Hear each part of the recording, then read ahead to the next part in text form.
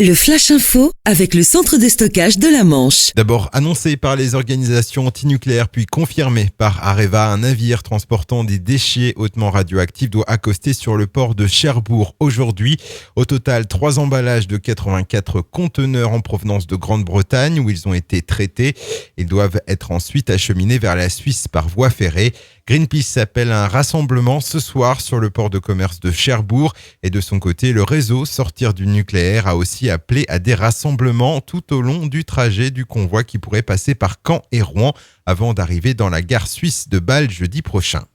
Justice, un homme de 42 ans doit comparaître ce lundi au tribunal correctionnel de Cherbourg. Dans la nuit de jeudi à vendredi dernier, sur la plage verte, il avait pris à partie un couple en leur lançant des bouteilles en verre vides trouvées dans une poubelle. L'un des projectiles a heurté leur véhicule et un autre a atterri sur la tête de la femme.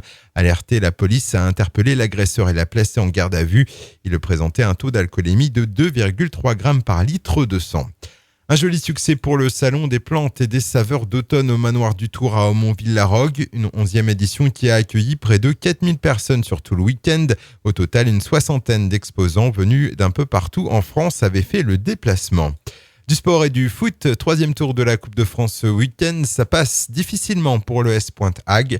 Opposé au club Sainte-Croix-Saint-Lô, les Haguais ont dû passer par les prolongations pour se qualifier. Score final 3-2. On notera aussi le carton de l'AS Cherbourg, 9-1 face à Roncé.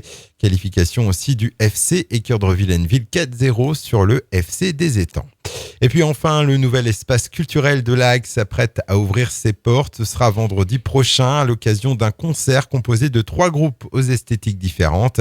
Un équipement qui est aussi très attendu par le monde associatif, culturel et artistique du canton.